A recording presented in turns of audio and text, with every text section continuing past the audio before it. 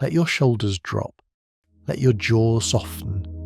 There's nowhere you need to be right now. No task waiting, no clock ticking, just this moment and the quiet space around you. Tonight, we're going to drift through something vast and ancient.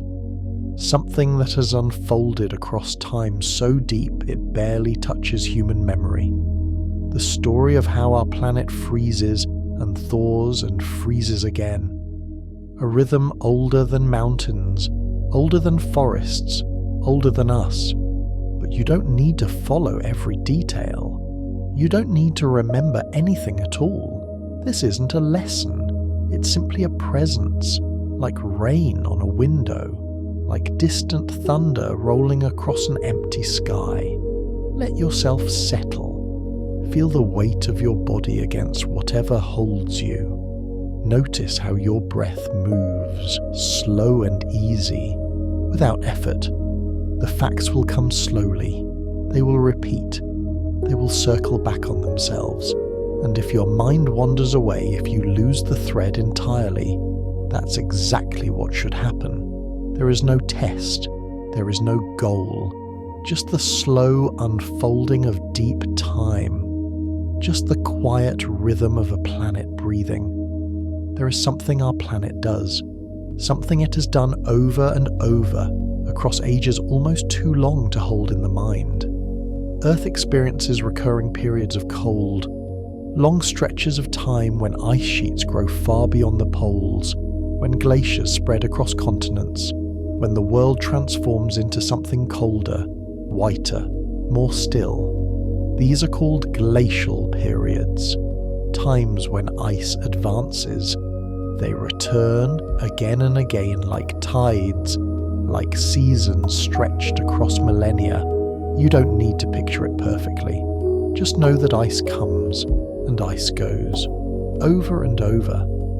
The planet breathes in cold, breathes out warmth, and between these frozen times, there are warmer intervals, softer periods. We call them interglacials, times when the ice retreats, when forests grow where glaciers once stood, when the world warms into something closer to what we know.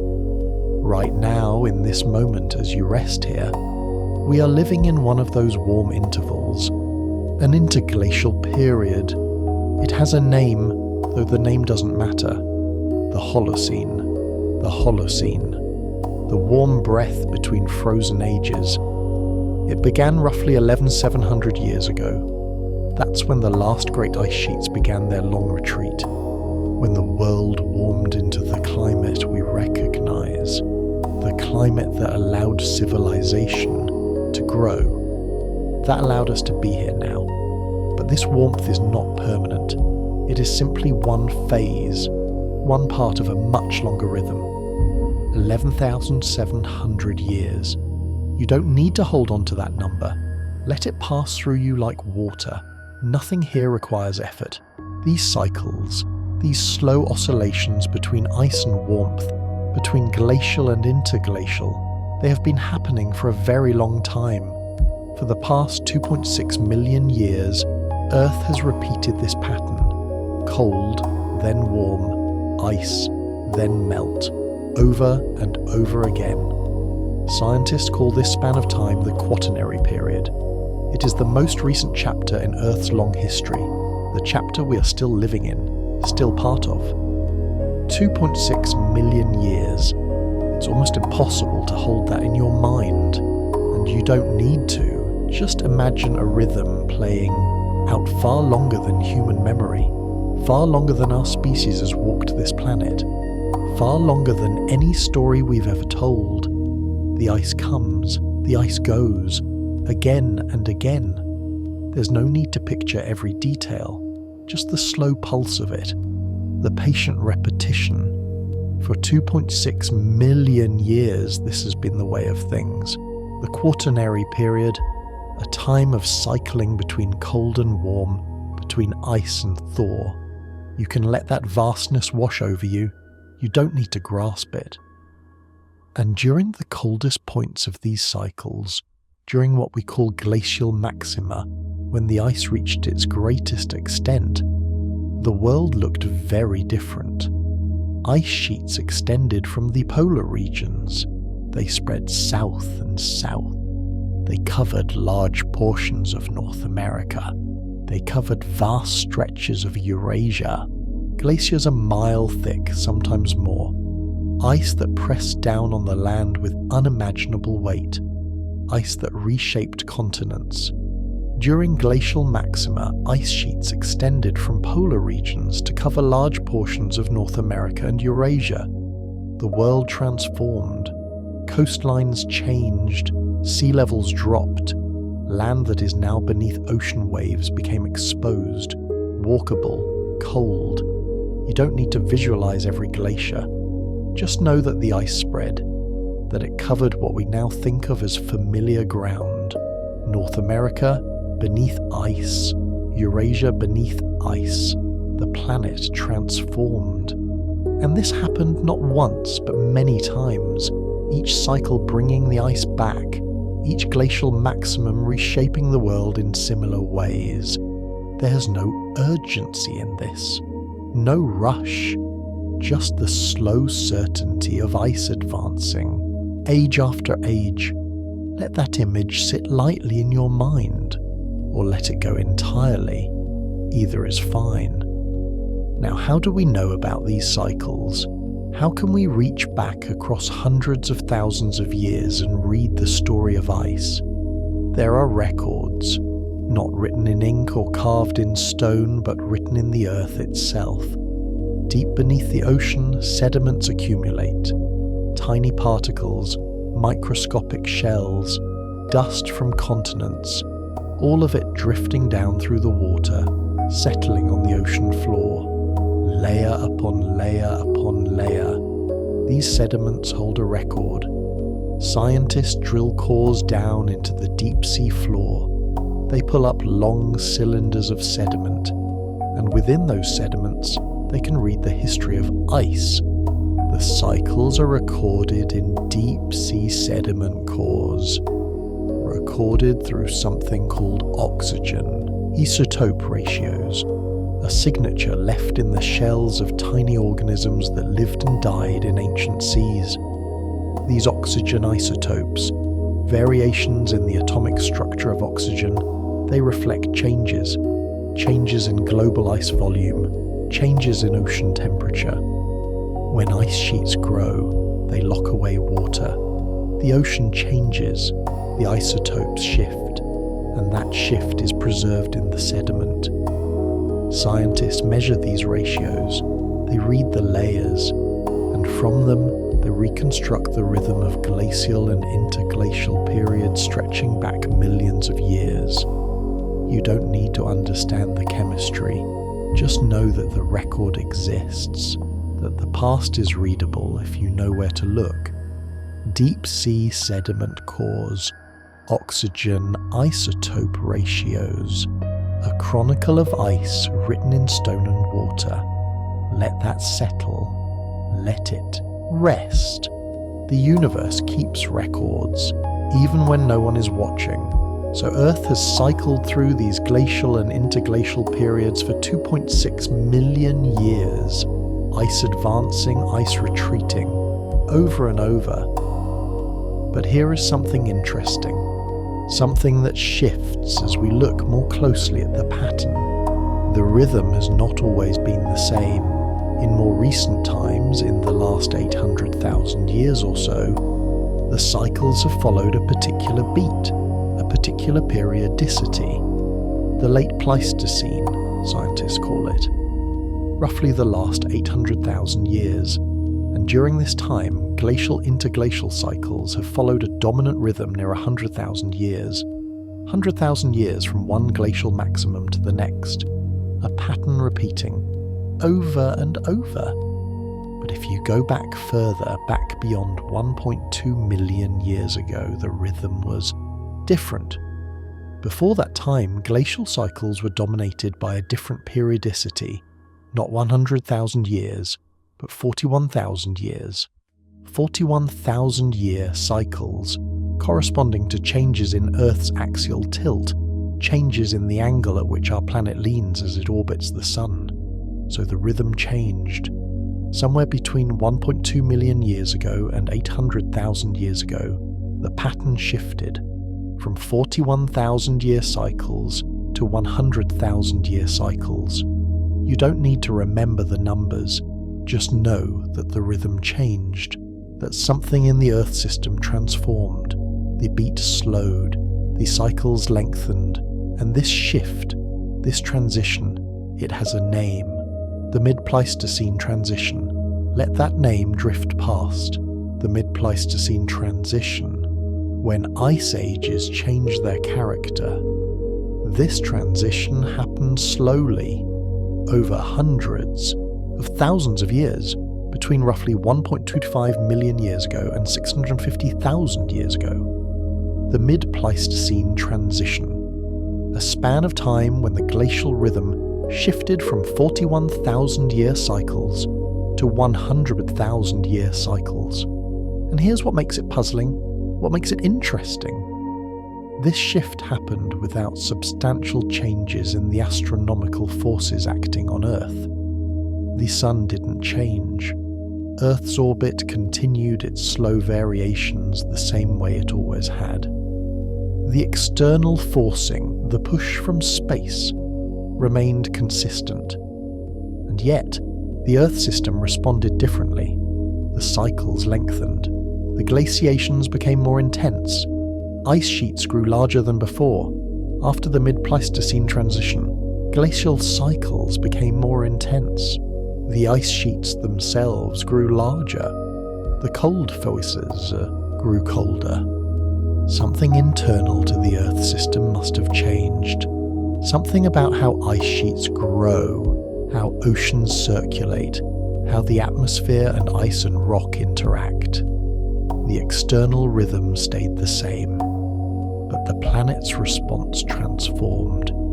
You don't need to solve this puzzle, just let it rest there. A mystery written in ice, a shift in the planet's behavior that scientists are still working to understand. The rhythm changed, the ice grew deeper, and the Earth kept cycling, kept breathing in this new, slower pattern. There's no hurry here, no deadline, just the slow passage of these ideas drifting by like clouds.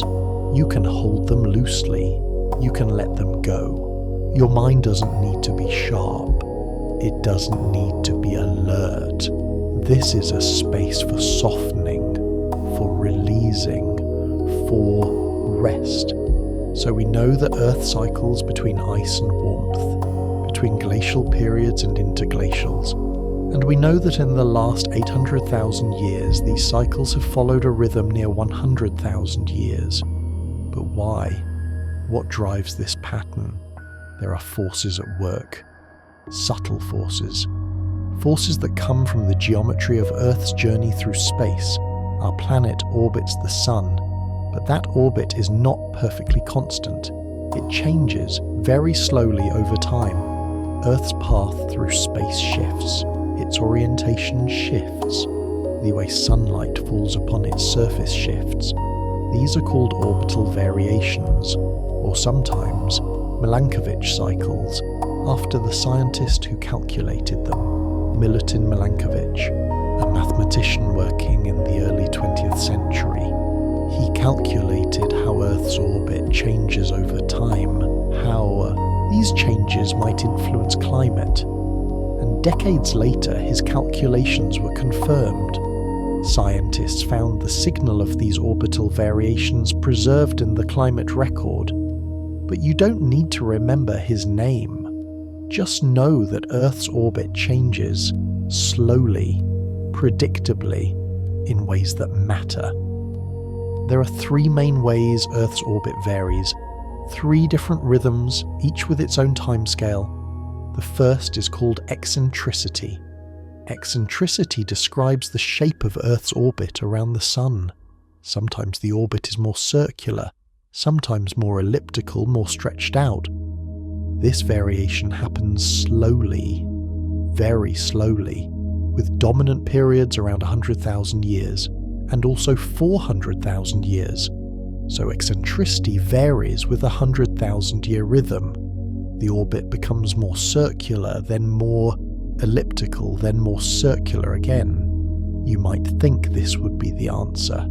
The 100,000-year orbital cycle matching the 100,000-year ice age cycle. A simple correspondence, but it's not that simple. Let that complexity rest for now.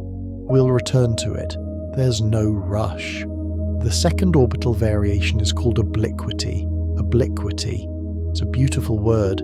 Let it settle on your tongue. Obliquity refers to the tilt of Earth's axis, the angle at which our planet leans as it spins. Right now, Earth tilts at about 23.5 degrees. That tilt is what gives us seasons. Summer in the north when the North Pole leans toward the sun, winter when it leans away. But that tilt is not constant. Over time, the tilt angle varies. It rocks back and forth between approximately 22 degrees and 25 degrees.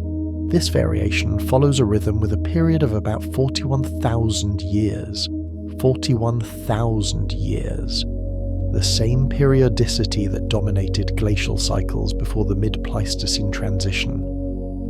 When the tilt is greater, when Earth leans more steeply, the seasons become more extreme, hotter summers, colder winters. When the tilt is smaller, seasons soften. These changes in obliquity, in axial tilt, they affect how sunlight is distributed across Earth's surface, particularly at high latitudes, near the poles where ice grows. You don't need to hold all the details, just the slow rocking of Earth's axis, back and forth, 22 degrees to 25 degrees, over 41,000 years, a gentle wobble in our planet's stance.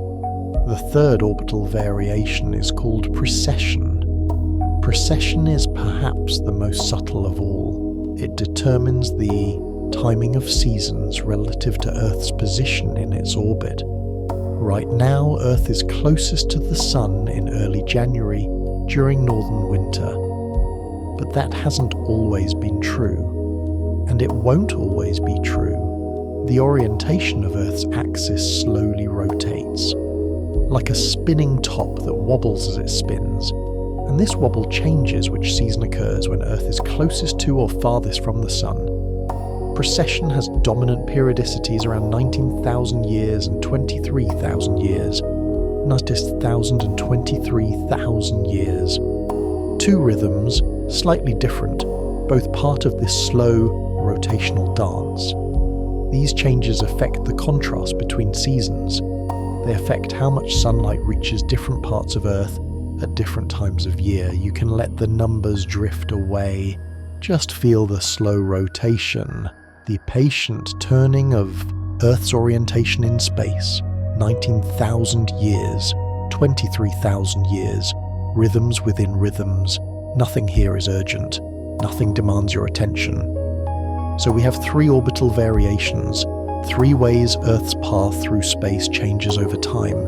Eccentricity, with periods around 100,000 and 400,000 years. The shape of the orbit. Obliquity, with a period of about 41,000 years. The tilt of the axis. Precession, with periods around 19,000 and 23,000 years. The orientation of the axis. These were calculated by Milankovitch in the early 20th century, calculated using mathematics and celestial mechanics, the predictable dance of gravitational forces. And later, decades later, scientists found evidence for these cycles in the climate record. In 1976, researchers named Hayes and others published a study. They had analysed marine sediment cores.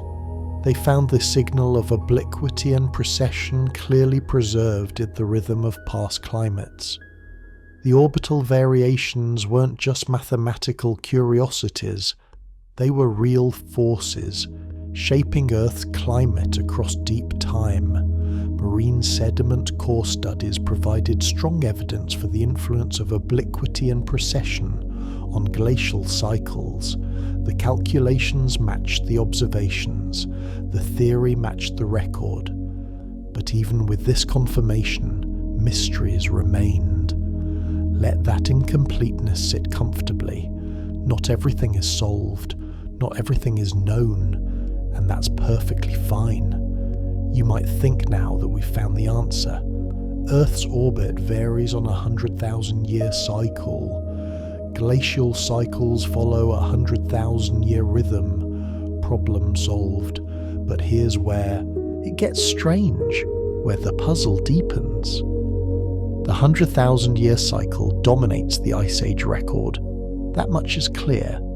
But eccentricity, the 100,000-year orbital variation, it produces only very small changes in the amount of sunlight Earth receives.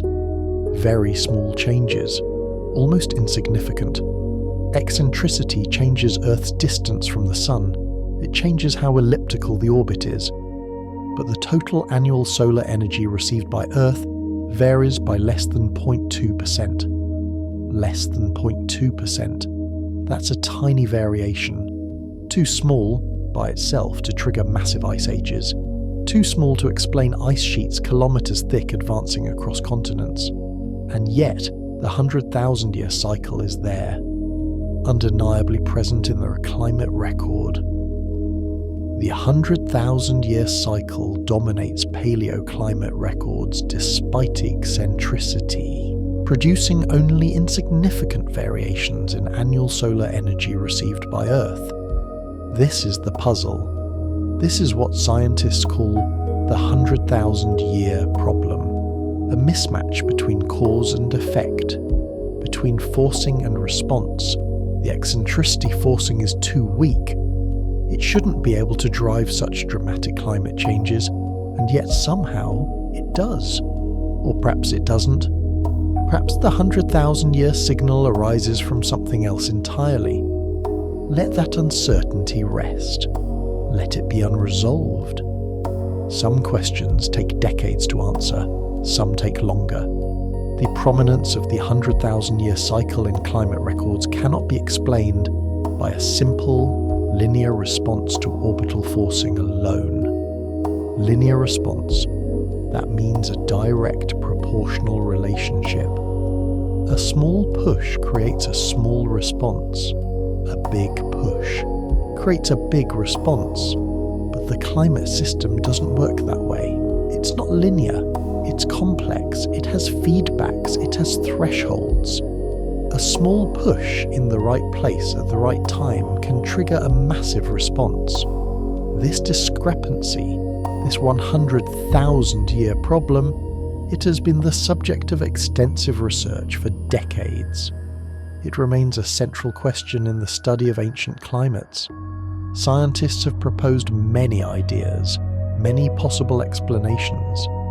Some researchers have suggested that the 100,000-year signal may arise from nonlinear interactions between different orbital frequencies, not from eccentricity itself, but from the way precession cycles interact with each other. The two precessional periods, 19,000 and 23,000 years, they might combine in complex ways, creating patterns at different frequencies, different tones like harmonics in music. But you don't need to follow every hypothesis. Just know that the question is open, that the answer is not yet settled. The climate system holds its secrets patiently. And we keep searching. There's no pressure to understand everything. No pressure to solve what scientists haven't fully solved. This is just the landscape, just the terrain of the question. You can drift through it. You can let it wash over you. Your breathing is steady. Your body is still. Nothing here requires effort. So if eccentricity is too weak to drive ice ages by itself, what amplifies the signal? What transforms a tiny orbital variation into kilometers of ice? The answer lies in feedbacks, in the way the climate system responds to initial changes and then amplifies them. Small changes can trigger large responses when the system has mechanisms to amplify those changes. One of the most important feedbacks is called the ice albedo feedback. Albedo means reflectivity, how much sunlight a surface reflects back to space. Ice is bright, ice is white, it reflects sunlight very effectively. So here's how the feedback works. When ice grows, when glaciers expand, they cover darker surfaces, darker rock, darker ocean, darker land. And when ice covers these surfaces, more sunlight is reflected back to space. Less energy is absorbed by the planet. This causes further cooling, and further cooling allows more ice to form, which reflects even more sunlight, which causes even more cooling. The ice albedo feedback creates a positive feedback loop. More ice leads to more cooling, which leads to more ice. It's self-reinforcing. Once it starts, it amplifies itself. You can feel the logic of it, the inevitability. Ice begetting ice, cold begetting cold, until something breaks the cycle, until something shifts. Let that image rest. Ice spreading, reflecting light, cooling the world, spreading further. A feedback loop, slow and patient and powerful. There are other feedbacks too, other amplifiers. One of the most important involves greenhouse gases, particularly carbon dioxide. Ice core records from Antarctica, cylinders of ice drilled from deep within the ice sheet.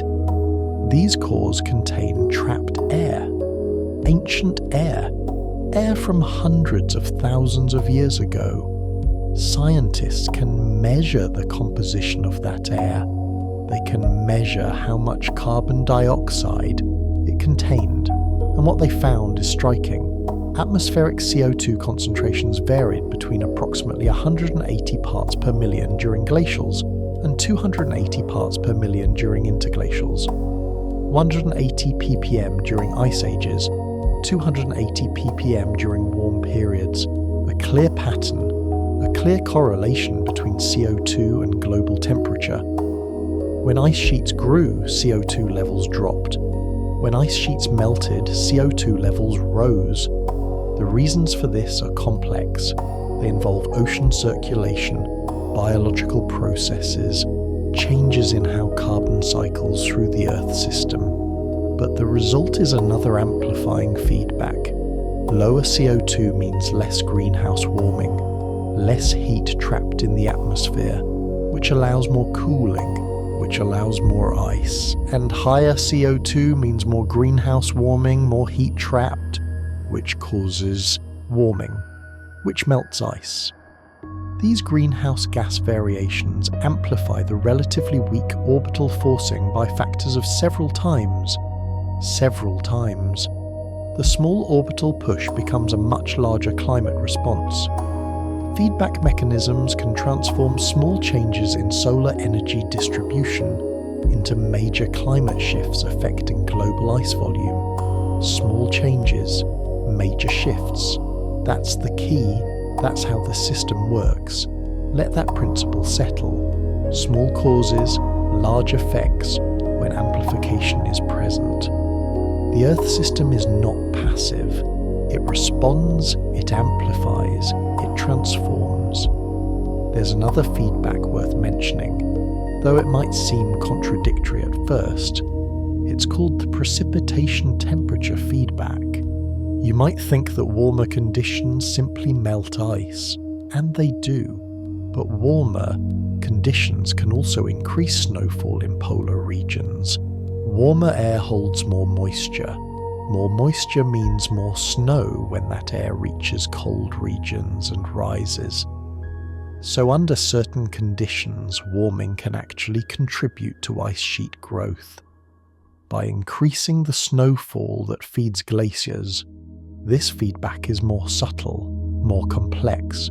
It doesn't always dominate, but it plays a role. The climate system is full of these intricate interactions. Push one thing, and multiple things respond. sometimes in opposite directions. You don't need to track every interaction. Just feel the complexity, the interwoven nature of it all. Ice and air and ocean and life, all connected, all influencing each other. Nothing exists in isolation. Your eyes might be heavy now. Your thoughts might be drifting. That's exactly right. That's exactly what should happen. Let yourself soften into the rhythm of this, into the slow unfolding. There's no destination, no finish line, just the patient voice, just the quiet ideas moving like water. So we've spoken about feedbacks, about how small orbital changes can be amplified into massive climate shifts, ice reflecting light, greenhouse gases trapping heat, small causes becoming large effects. But there's something else, something deeper in the way the climate system works. The Earth system doesn't just passively respond to external forcing. It doesn't simply wait for orbital variations to push it one way or another. It has its own internal rhythms, its own capacity for variability that exists independent of any outside force. Climate models demonstrate that the Earth system can produce self-sustained oscillations even without time-varying external forcing, even without external forcing. Even if the Sun stayed perfectly constant, even if Earth's orbit never changed, the system itself, the ice sheets, the oceans, the atmosphere, the way carbon moves through them, this system can oscillate on its own. It can create its own rhythms. Let that sink in slowly. The planet has an internal life, an internal capacity for change. It's not just a passive receiver of sunlight. It's an active, dynamic system with its own tendencies, its own preferred patterns. This variability arises from interactions, complex interactions between ice sheets, oceans, atmosphere, and the carbon cycle. Think of ice sheets. They're not static. They grow and they flow. They press down on the land beneath them. They change the shape of continents. As they grow, they affect ocean circulation. They affect wind patterns. They affect where moisture falls as rain or snow. And the oceans have their own rhythms, currents that circulate, that carry heat from equator to poles, that rise and sink in slow, powerful gyres. Changes in ocean circulation play a significant role in glacial-interglacial transitions, particularly something called the Atlantic Meridional Returning Circulation, the AMOC. It's a system of currents in the Atlantic Ocean, warm water flowing north near the surface, cold water sinking and flowing south in the deep. When this circulation changes, when it weakens or strengthens, it redistributes heat, it changes regional climates, it affects where ice can grow. The AMOC is part of the internal machinery of the climate system, and it can vary on its own timescales, creating its own patterns of change. You don't need to visualize the currents, just know that the ocean moves, that it has its own deep rhythms, that it's part of the system's internal life. The relationship between orbital forcing and climate response is fundamentally nonlinear. Nonlinear. That word again. It means the response is not proportional to the forcing. It means small changes can trigger disproportionately large responses when the system crosses critical thresholds. Imagine pushing a boulder on a hill. If the hill is gentle, you push, and the boulder rolls a little, proportional to your effort. But if the boulder is perched near the top of a steep slope, balanced at a tipping point, then even a small push can send it tumbling down. A massive response to a small forcing, Climate works like that. It has thresholds, tipping points, states it can flip between. A small orbital change might do nothing for thousands of years. And then suddenly, the system crosses a threshold. Ice begins to grow rapidly. Feedbacks kick in. The whole system shifts to a new state. This is non-linear response. This is how small causes can have large effects. Research suggests that the 100,000-year cycles may result from the interaction between orbital forcing and the climate system's own internal oscillation periods.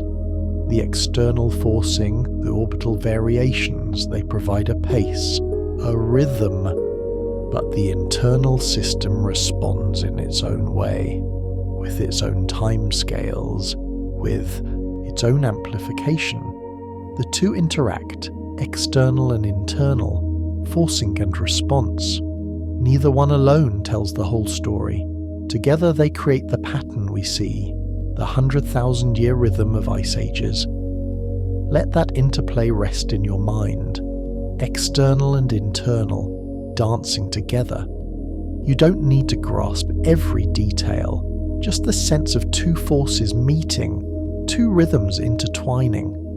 There's a beauty in this complexity, a beauty in the fact that Earth's climate is not simple, not mechanical, not predictable in a straightforward way. It's a living system, not living in the biological sense, but dynamic, responsive, full of intricate feedbacks and internal variability. It has its own character, its own tendencies, and we're still learning to read it. Still learning its language. Now let's return to that transition, that shift we mentioned earlier, the mid-Pleistocene transition, when the rhythm of ice ages changed from 41,000-year cycles to 100,000-year cycles. This transition occurred without any change in the orbital forcing patterns. The Sun didn't change. Earth's orbital variations continued exactly as before. The external push remained the same, and yet the system's response transformed. This tells us something important. It tells us that internal changes within the climate system were responsible for the transition. Something about how ice sheets behave changed. Something about the Earth system itself shifted. But what? One leading hypothesis has a wonderful name. The regolith hypothesis. Regolith. It means the layer of loose soil and sediment that sits on top of solid bedrock. The hypothesis suggests this. As ice sheets advanced and retreated over millions of years, they gradually eroded away the regolith. They scraped it off, grinding it down, carrying it away. Eventually, in some regions, they exposed the crystalline bedrock beneath. And bedrock is different from regolith. It's harder. It has more friction. When ice sheets rest on bedrock instead of soft sediment, they behave differently. They can grow larger. They become more stable. They're harder to dislodge. Progressive erosion of soil and sediment by ice sheets exposed crystalline bedrock, increasing friction and allowing larger, more stable ice sheets. So the idea is this. Early ice sheets prepared the ground for later, larger ice sheets. By eroding away the soft layer, they created conditions that allowed ice to grow bigger and last longer. And this changed the rhythm. It allowed the 100,000-year cycles to emerge. It's a beautiful hypothesis. Ice preparing the way for more ice. The system transforming itself over time. There's evidence for this idea. Evidence from something called neodymium isotopes. Neodymium is an element. Its isotopic composition varies depending on the rocks it comes from. Different geological regions have different isotopic signatures. By measuring neodymium isotopes in ocean sediments, scientists can tell where sediment came from. what rocks were being eroded at different times, and what they found is striking. Evidence indicates intense erosion of cratonic shields surrounding the North Atlantic between approximately 980,000 and 950,000 years. Arco, cratonic shields, ancient stable cores of continents made of crystalline bedrock. Intense erosion of these shields occurred right before the mid-Pleistocene transition, right before the shift to 100,000-year cycles. The timing fits, the mechanism fits. Ice sheets scraping away at the oldest, hardest rock, exposing bedrock, changing their own foundation. And immediately after this intense erosion, the glacial cycles transformed. You don't need to understand isotopic chemistry. Just know that the evidence is there, written in the sediments, telling a story of erosion and transformation. The mid-Pleistocene transition may represent a critical threshold or bifurcation in ice sheet dynamics, rather than a gradual evolution. A bifurcation, a splitting point, a place where the system tips from one behavior to another. Not a gradual drift, but a relatively sudden shift, a reorganization. Scientists are still debating this. Did the transition happen gradually over several cycles, or more abruptly around 900,000 years ago? The evidence is complex. Different records tell slightly different stories. But either way, something fundamental changed. The system crossed a threshold, and afterward it behaved differently. After the mid-Pleistocene transition, glacial cycles became more asymmetric, not balanced, not symmetrical. Before the transition, ice buildup and melting took similar amounts of time, but after the transition, the pattern changed. Ice buildup became slow, very slow, taking about 90,000 years, a gradual accumulation, snow falling year after year, century after century, millennium after millennium, ice spreading, thickening, advancing, 90,000 years of slow growth. But then, the end comes quickly, what scientists call terminations, rapid transitions from glacial to interglacial states. These terminations take only about 10,000 years, sometimes less, 90,000 years to build, 10,000 years to collapse. Slow ice buildup over approximately 90,000 years, followed by rapid terminations over approximately 10,000 years, an asymmetry, a sawtooth pattern, long slow descent into cold, then rapid release into warmth, and then the cycle begins again. Let that pattern rest. Slow, then fast, gradual, then sudden, like a breath held for a long time, then released all at once. You might notice your own breath now, slow and steady, easy and natural. There's a rhythm to everything. Your breath, your heartbeat, the planet's ice, rhythms within rhythms within rhythms. Nothing here demands your focus. Nothing here requires you to hold on. Just let it flow past, like a river you're sitting beside, listening, resting.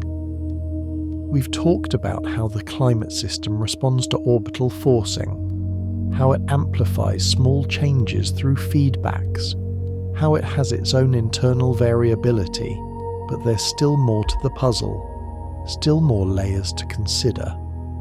Some researchers believe the 100,000-year signal doesn't come from eccentricity at all, not directly. Instead, it might arise from interactions between the other orbital cycles, between precession and obliquity. Remember, precession has two dominant periods, 19,000 years and 23,000 years. These two rhythms interact, and when rhythms interact, they can create new rhythms, combination tones, different frequencies. like two notes played together, creating a third, lower note that you can hear. The dominant 100,000-year peak may arise from nonlinear interactions, difference tones between the two precessional frequencies at 19 and 23,000 years. 19,000 and 23,000. The difference between them creates patterns at other frequencies, including frequencies near 100,000 years. So maybe the 100,000-year cycle isn't coming from eccentricity at all. Maybe it's emerging from the interaction of shorter cycles, a resonance, a harmony in the system. This is still debated, still being researched, but it's a beautiful idea. The long rhythm arising from shorter rhythms interacting, music of the spheres, mathematics becoming climate. And there's more. Research indicates that obliquity and precession play crucial roles in pacing deglaciations. Deglaciations, the transitions from glacial to interglacial, the terminations, the moments when ice sheets collapse and the world warms.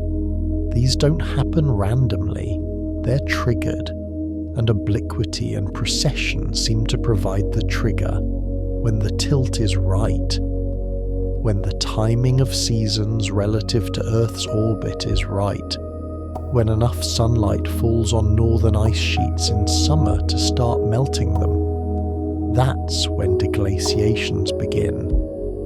The climate system's response to orbital forcing includes both direct responses at the forcing frequencies and combination tones at sum and difference frequencies. Direct responses and combination tones, simple patterns and complex interactions. The system responds in multiple ways at once, at multiple frequencies, creating a rich, complex signal. When scientists analyze paleoclimate records, when they look at the power spectra, the frequency content, they see sharp peaks at orbital frequencies, but they also see substantial continuous background variability. Not everything is organized into neat cycles. There's noise, variability that doesn't fit into periodic patterns. This continuous background arises from both deterministic chaos within the climate system and stochastic, random processes. Chaos and randomness, order and disorder mixed together. The climate system isn't perfectly periodic. It has an element of unpredictability, an element of genuine randomness. Ice sheets don't grow and melt like clockwork. They have their own internal dynamics, their own capacity for unexpected behavior. Let that complexity rest. Let it be okay that not everything is predictable, not everything is clean and periodic. The Earth system is rich, layered, full of surprises.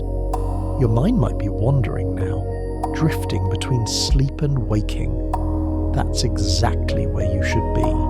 That threshold space, that soft boundary. You don't need to track every detail. You don't need to remember anything. This is just texture, just sound, just presence. Let it be there without grasping it. So we've traced this puzzle from many angles. The 100,000-year rhythm of ice ages, the orbital variations that seem connected to it, the feedbacks that amplify small changes, the internal dynamics of the climate system itself. And through it all, mysteries remain, questions that scientists are still working to answer. The exact mechanism by which the relatively weak eccentricity forcing produces the dominant 100,000-year climate response remains debated. Debated, not settled, not resolved with certainty. Different researchers have different ideas, different models, different interpretations of the evidence, and that's okay. That's how science works, slowly, carefully, adjusting with new evidence. Some questions take decades to answer. Some take generations. The Earth keeps its secrets patiently, And we keep asking, keep measuring, keep thinking. There's no rush. The ice ages have been cycling for millions of years. They'll wait while we figure them out. Scientists disagree about whether the mid-Pleistocene transition occurred gradually over several cycles or abruptly around 900,000 years ago. Gradually or abruptly, a slow drift or a sudden shift. The evidence can be read different ways. Different records emphasize different aspects. Dating becomes uncertain when reaching back nearly 1 million years. Was it a smooth transition? Ice sheets slowly learning to grow larger, cycle by cycle? Or was it a threshold? A tipping point crossed suddenly, reorganizing the system in a geological instant. Both interpretations have their supporters, both have evidence in their favor, and the truth might be somewhere between, or something else entirely, something we haven't thought of yet. Let that uncertainty be comfortable. Let it be okay not to know. The universe doesn't require us to have all the answers. It exists perfectly well with its mysteries intact. Another ongoing question: the relative importance of northern versus southern hemisphere processes in driving glacial cycles. Most Ice Age research has focused on the northern hemisphere, on the great ice sheets that covered North America and Eurasia, on the Laurentide ice sheet, the Fennoscandian ice sheet. These were massive, kilometers thick, covering millions of square kilometers. But Antarctica has ice too, a vast ice sheet in the south, and the Southern Ocean surrounds it, playing its own role in climate. Do glacial cycles begin in the north, or in the south, or both, in some coordinated way? The relative importance continues to be investigated. Research continues.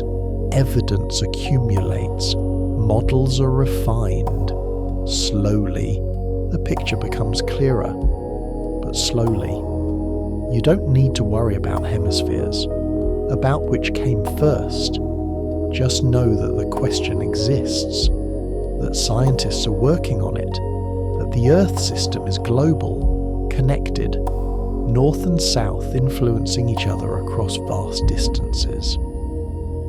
Current climate models still struggle to fully reproduce the observed characteristics of glacial cycles without parameter tuning. Models, computer simulations, equations trying to capture the behavior of ice and ocean and atmosphere. They've gotten better over the years, much better. They can reproduce many features of glacial cycles, but not perfectly, not without adjusting parameters, not without tuning the model to match observations. This tells us something. It tells us we're still missing pieces, still not fully understanding all the mechanisms. The models are good, but the Earth is complex, more complex than our equations can fully capture.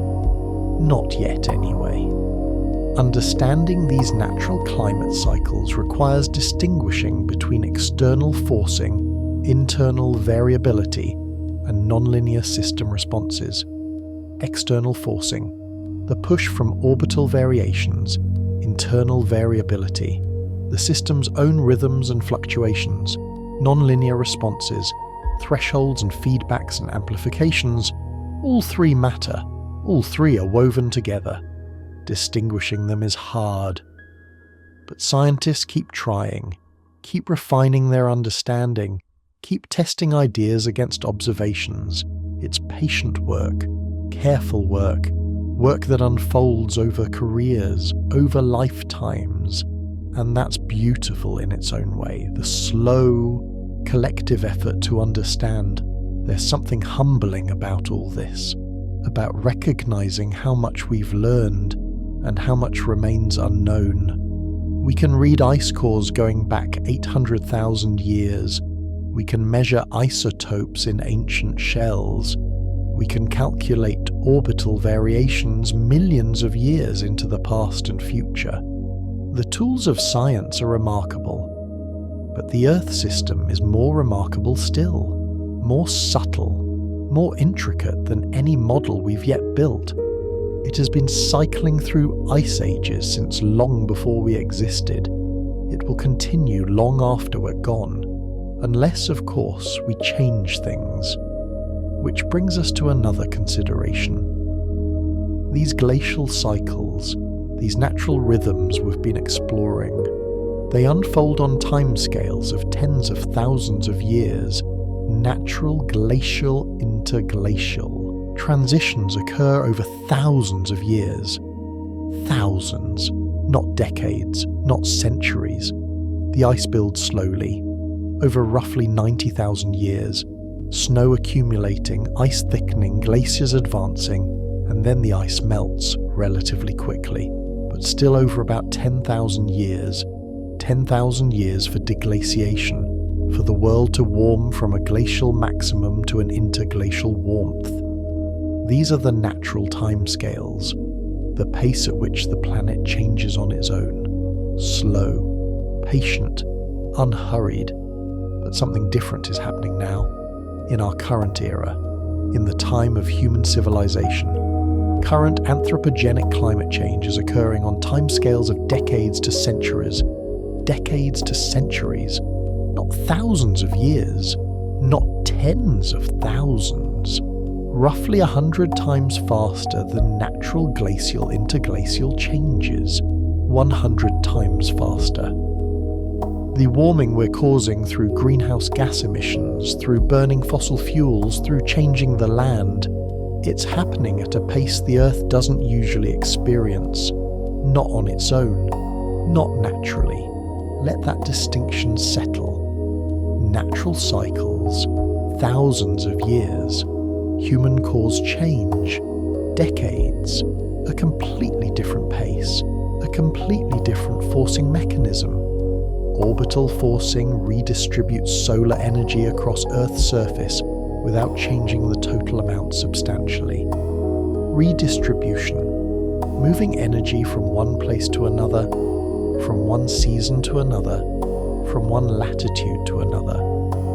The total amount of sunlight Earth receives doesn't change much, but where and when it falls, that shifts with orbital variations, and those shifts are enough with feedbacks to trigger ice ages. But greenhouse gas increases work differently. Greenhouse gas increases directly trap more heat, not redistribution, addition, more heat trapped in the atmosphere, more energy staying in the system rather than radiating back to space. It's a fundamentally different mechanism. Orbital changes, redistribution of energy, greenhouse gases, trapping of energy, different causes, different mechanisms, different timescales. Let that difference be clear. Let it rest without judgment, without fear, just as a fact, a distinction. Based on orbital calculations alone, Earth would be expected to gradually cool over the next several thousand years. The natural cycle would continue. The orbital configuration would slowly shift toward conditions that favor ice sheet growth.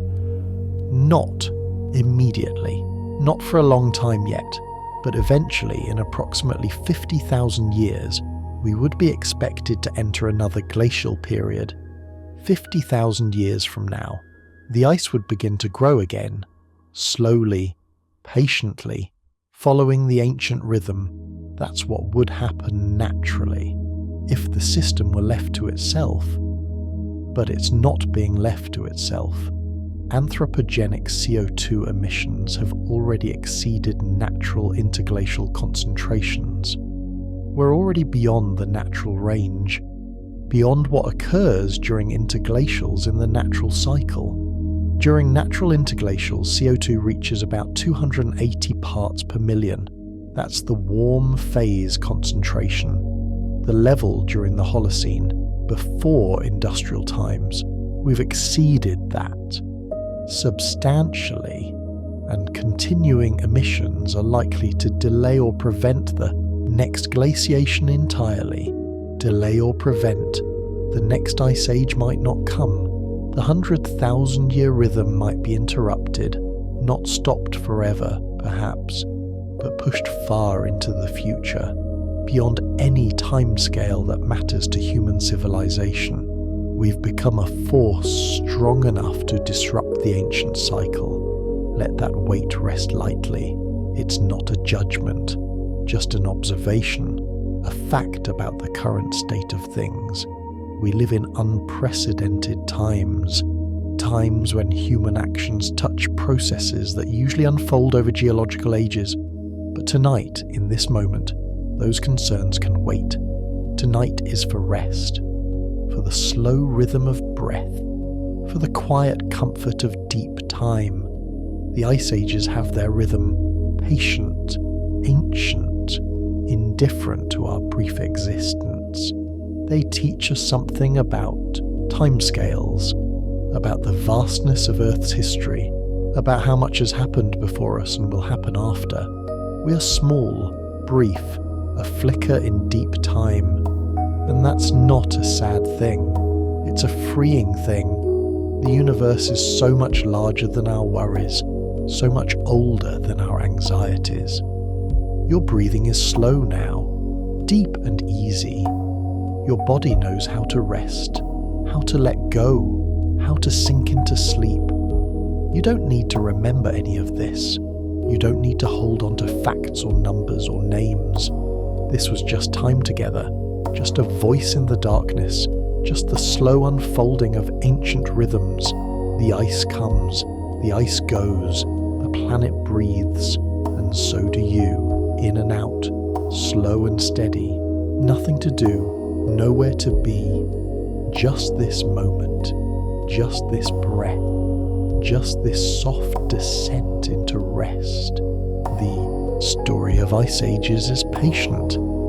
It has waited millions of years to be told. It will wait longer still. The glaciers carved valleys and moved continents. They shaped the world we know. They created the landscape we call home, and they did it slowly, patiently, with no sense of hurry. Everything in its time, everything at its own pace, including you, including your rest, including your slow drift towards sleep. There's no rush, no deadline, no place you need to be, just the quiet darkness, just the soft sound of your own breathing, just the ancient rhythm of a planet that has seen so much, that will see so much more. And right now, in this moment, it simply turns, orbits, continues, as it always has, as it always will. Let yourself dissolve into that vastness. Let yourself become part of that patient turning. You're made of earth, made of atoms that have cycled through ice and ocean and atmosphere. You're part of the system, part of the rhythm. And right now, the rhythm is telling you to rest, to let go, to sleep. So, sleep. Let the ice ages continue without you. Let the orbital variations unfold. Let the planet breathe. You've done your part. You've listened. You've been present. Now rest. Deep, peaceful rest. The kind of rest that comes from knowing you're part of something vast, something ancient, something that will continue long after you wake. Sleep now. The glaciers can wait. The cycles can wait. Everything can wait. Just sleep.